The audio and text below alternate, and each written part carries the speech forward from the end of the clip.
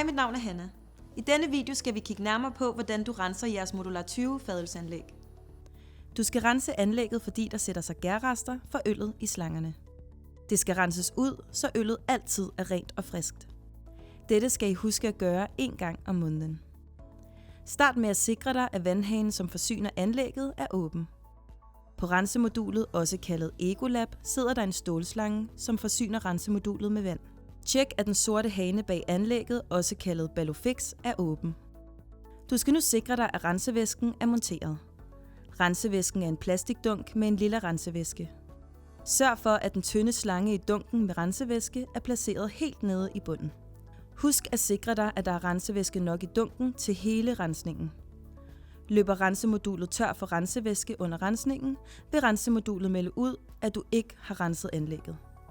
Og du skal derfor starte forfra.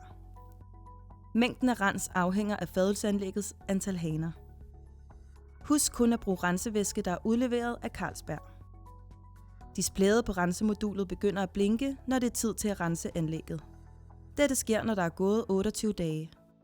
Rensemodulet tæller selv ned. Tryk efterfølgende på rens. Rensemodulet beder dig nu om at bekræfte handlingen. Dette gøres ved at trykke OK. Når du først har startet processen, kan du ikke gå tilbage i menuen. Rensemodulet går nu i gang med at blande rensevæske med vand inde i maskinen. Samtidig kobler anlægget øllet fra helt automatisk, så du skal altså ikke tage fustagerne ud. Når rensemodulet er færdigt med at blande rensevæske, skal du åbne en hane og lade den løbe. Placer en spand eller en skål under hanen. Man renser altid 1 hane ad gangen. Når du åbner for hanen, kommer der først øl ud, efterfølgende kommer der rensevæske ud, og du vil kunne se strålen skifte farve fra gullig til lilla. Når farven på strålen er lyserød, skal du lukke hanen. Denne proces gentages på alle hanerne. Når du har været igennem alle haner, venter du i 5-10 minutter og gentager processen. Og du fortsætter med at køre hanerne igennem, indtil der er gået minimum 20 minutter, og displayet begynder at blinke. Når væsken fra hanerne har en konstant lyserød farve, er alle slangerne rene. Tryk på vandhanesymbolet på rensemodulet og tryk OK. Du skal nu køre hanerne igennem, indtil der er kommet ca. 1 liter vand ud. Så er du sikker på, at al rensevæsken er skyllet ud. Husk at placere en spand under pågældende hane.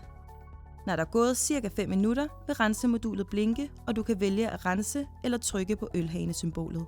Tryk på ølhanesymbolet. Monter en spand og åbn for hvert enkelt hane, indtil det sidste vand er ude af anlægget.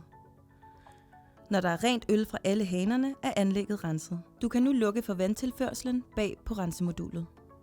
Fadelsanlægget er nu klar til brug, og rensemodulet vil atter tælle ned, indtil der er gået 28 dage. Når der er gået 28 dage, har I 7 dage til at rense anlægget, ellers lukker jeres Modular 20 fadelsanlæg automatisk ned. Det er oftest et godt tidspunkt at rense anlægget på en mandag eller tirsdag, for hvis der er noget, der går galt, har I mulighed for at få teknisk support i løbet af ugen. Når du renser anlægget, skal du huske at montere et skilt, samt informere alle dine kollegaer om, at fadelsanlægget er i gang med at blive renset. Husk at tømme spanden med den brugte rensevæske. Det var lidt omkring, hvordan du renser jeres Modular 20 fadelsanlæg. Kan du ikke lige huske det hele, så er du velkommen til at se videoen igen. Husk, at du kan se flere videoer om vores forskellige typer anlæg på carlsbergonline.dk. Tak fordi du så med.